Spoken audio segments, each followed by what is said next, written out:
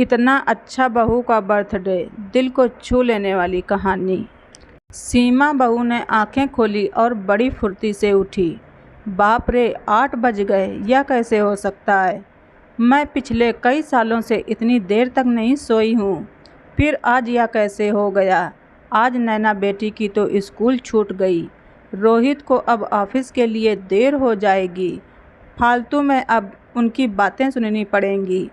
वह सब तो ठीक है, लेकिन माँ जी, वह दिन भर में कितनी बकबक करेंगी और मुझे इतनी देर कैसे सोने दिया उन्होंने? अब तक तो उन्होंने घर सिर पर चढ़ा लिया होगा। क्या हुआ होगा? सीमा जल्दी से उठने लगी। रोहित खुश चेहरे के साथ आया, वह भी तैयार होकर। गुड मॉर्निंग सीमा। सीमा, क्यों उठी तुम? सो जाओ ना आराम से। मैं आज लंच ऑफिस में कर लूँगा। सच कहूँ तो मुझे जाने की इच्छा नहीं है, लेकिन बहुत ज़रूरी मीटिंग है ना, इसलिए जाना ही पड़ेगा। पर मैं जल्दी आ जाऊँगा।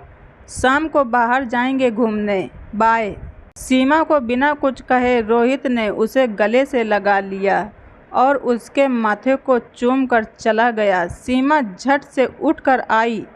किचन से कोई भी आवाज़ नहीं आ रही थी और जब वह बाहर आई तो पापा जी की थाली में इडली बड़े दिखाई दे रहे थे।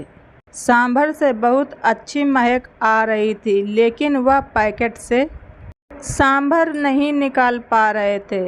यह लोग कंटेनर में ठीक से क्यों नहीं दे सकते? अगली बार कंटेनर घर से ही दे देना। और इस घर में मुझे एक चम्मच भी नहीं मिलता, पापा जी बोले। रुकिए जी आप ज़रा, मैं निकाल कर देती हूँ, नहीं तो आप सब सांभर नीचे फर्श पर गिरा देंगे। और आपके सामने ही तो है चम्मच, आपको तो कुछ वैसे भी नहीं मिलता। एक काम करो, आप यह प्लेट लेकर टेबल पर बैठो, मैं देती हूँ सांभर और चटनी निकाल कर। और धीरे बोलो ज़रा, बहू कभी नहीं सोती इतनी देर तक। आज सोई है तो शांत रहो ना, नहीं तो आपकी आवाज़ से उठ जाएगी। बहू जब उठेगी तब गर्म करके उसे भी दूंगी, यह उसका मनपसंद नाश्ता है। सीमा आश्चर्य से यह सब देख रही थी। अरे बहू उठ गई? तुम क्यों उठी? चलो अच्छा हुआ उठ गई। तुम्हारे पापा जी तुम्हारे मनपसंद का बड़ा और सांभर लाए हैं, गर्मा गर्म खा लो, फिर बाद में चाय पियेंगे साथ में। माँ जी ने सीमा को टेबल पर बिठाया। नैना कहाँ है, दिखी नहीं? सीमा ने पूछा।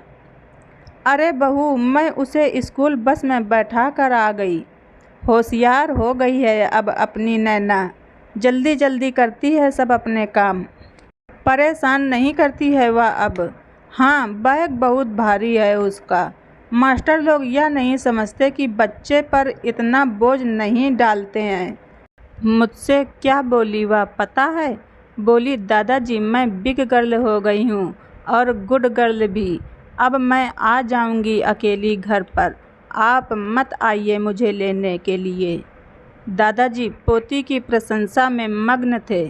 हाँ, मेरी बेटी समझदार हो गई है, सिर्फ दूध पीने में नाटक करती है, लगातार बड़बड़ करती रहती है, बस खाना ही ठीक से नहीं खाती है। अन्नपूर्णा उसके पेट में है। अरे सीमा, खाओ तुम, बड़ा सांभर ठंडा हो जाएगा। और चिंता मत करो तुम, मैंने नैना को पराठा पैक करके दे दिया है, छोटा सा खाया है उसने, टिफ़िन में भी ले गई है। माँ जी बोली। क्या माँ जी, मुझे उठाना चाहिए था ना? आपने क्यों किया सबका काम? जाने दो, खाने में क्या बनाऊं? सीमा ने थोड़े से गुस्से से कहा। सीमा तुम कुछ मत करो, तुम्हारी माँ है ना, आज तो तुम मस्त मौज करो। हमारे पड़ोस में वह गंगा मासी आती है ना खाना बनाने के लिए, उसे बोला है मैंने आज से रोटी बनाने के लिए, बाकी का काम मैं कर लूँगी। तुम कितना काम करोगी अकेली? तुम्हारी क्लास, नैना का होमवर्क, बाहर के काम, या रोहित भी कुछ काम करके मदद नहीं करता? तुम्हें सबके पीछे पीछे दौड़ना पड़ता है। अब आराम किया करो तुम, नहीं तो ऐसा करो ना, तुम और रोहित 4-5 दिनों के लिए घूमने चले जाओ, बहुत दिन हो गए हैं। वैसे भी तुम दोनों कहीं गए नहीं हो। नैना को यहीं पर ही रहने दो, हम संभाल लेंगे उसे।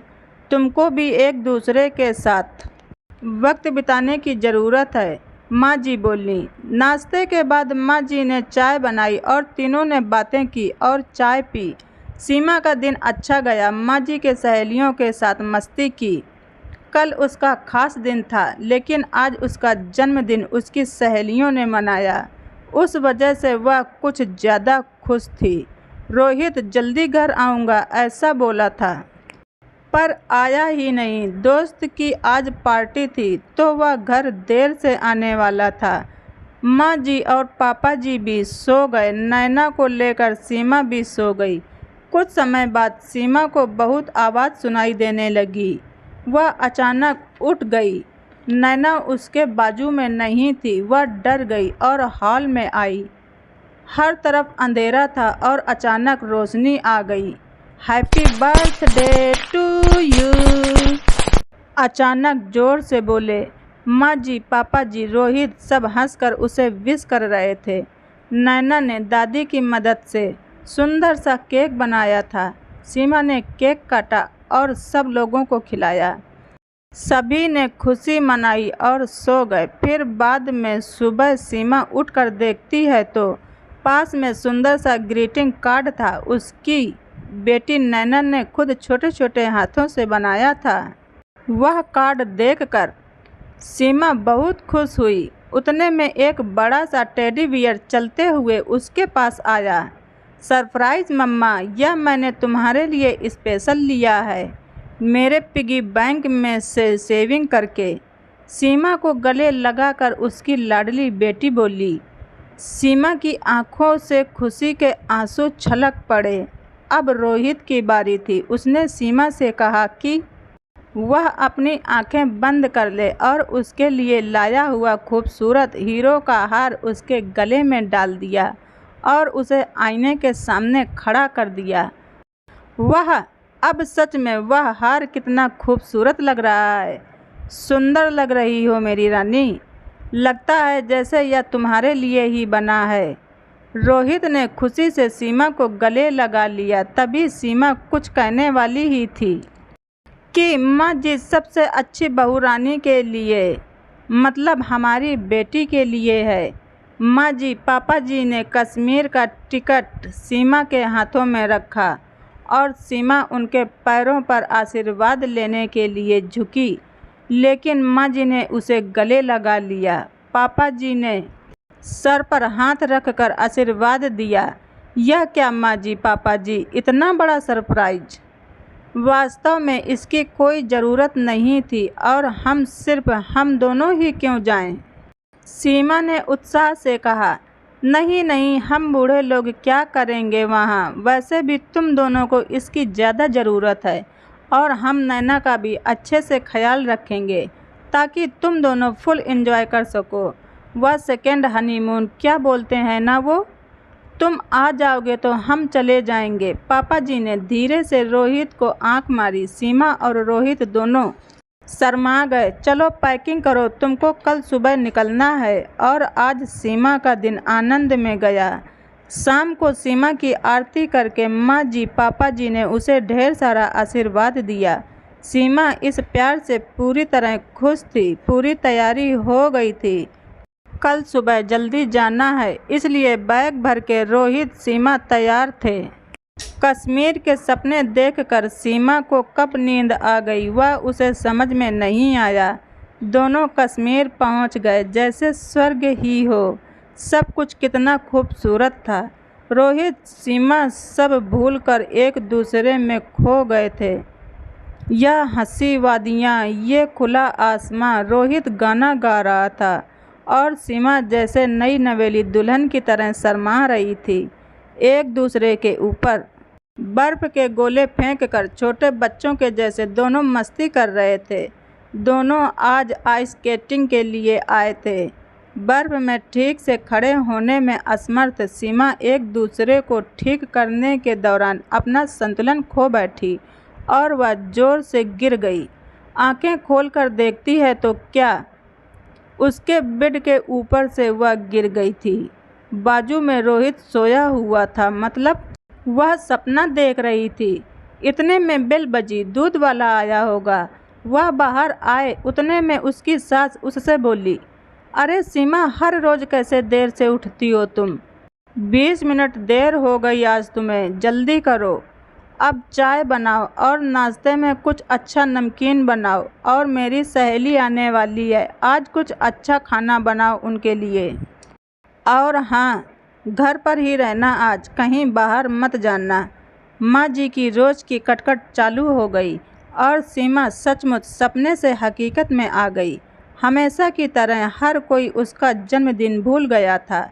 रोज़ रोज़ की भाग दौड़, घर के कामकाज, सास के ताने, ससुर की फरमाइशें, पति की धुन पर नाचना और बेटी की लीला देखने में वक्त उसका दिन कब खत्म होता था वह उसे भी समझ में नहीं आता था।